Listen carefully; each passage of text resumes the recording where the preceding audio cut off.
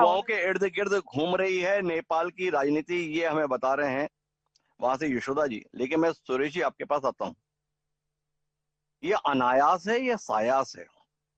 ये वाकई देश की अंदरूनी स्थितियों से उपजा हुआ आक्रोश है, या कुछ विदेशी ताकतें हैं जो इस पूरे इलाके में एक अस्थिर सरकार के अस्तित्व चाहती हैं? हम देख रहे हैं, चाहे वो म्यांमार के संदर्भ में सतर्कता पलट हो, बांग्लादेश में भी इसी प्रकार की अराजकता बनी और वहां पे निर्वाचित सरकार को अपदस्थ होना पड़ा शेख हसीना के संदर्भ में। पाकिस्तान में भी हालात इमरान खान के रूप में एक अराजक रूप में ही रहे, फिर शाहबाज शरीफ सरकार जो अस्तित्व में है वो सेना के समर्थन से, और अब नेपाल। ये वाकई जनता का गुस्सा है जो सड़क पर आया हुआ है, या अंतर्राष्ट्रीय ताकतों ने हालात ऐसे बनाए हैं, वहां के गुस्से को ईंधन ऐसा दिया है कि यहां तक हालात पहुंचे? क्या समझे हम इसे?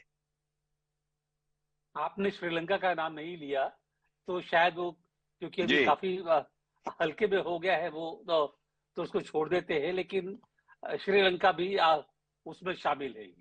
देखिए, आपने जी जो सवाल पूछा, उसके जवाब बहुत मुश्किल है कहना, सिंपली इसलिए कि आंदोलन या इस तरह के जो डिमॉन्स्ट्रेशंस हैं, वो लगता है हमेशा ऐसा है कि अराया शुरू हो रहे हैं।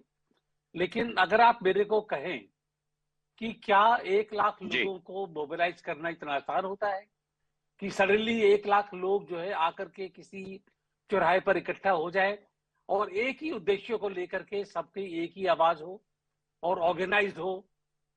इतना आसान नहीं होता है ये। आप और मैं दोनों स्टूडेंट्स रहे, यूनिवर्सिटी में रहे हैं, और यूनिवर्सिटीज के जो डेमोन्स्ट्रेशन रहे हैं उनमें शामिल भी रहे हैं, और सबको अच्छी तरह मालूम है कि जब वो डेमोन्स्ट्रेशन होते हैं उनकी शुरुआत कहां से होती है और कैसे होती है। ये तो पहली बात तो ये है कि मैं ये बात मानने को तैयार नहीं हूं कि कोई भी डिमॉन्स्ट्रेशन या कोई भी आंदोलन इस तरह से अनायास शुरू हो, चाहे भारत में हो या श्रीलंका में हो या बांग्लादेश में हो और अब नेपाल में हो।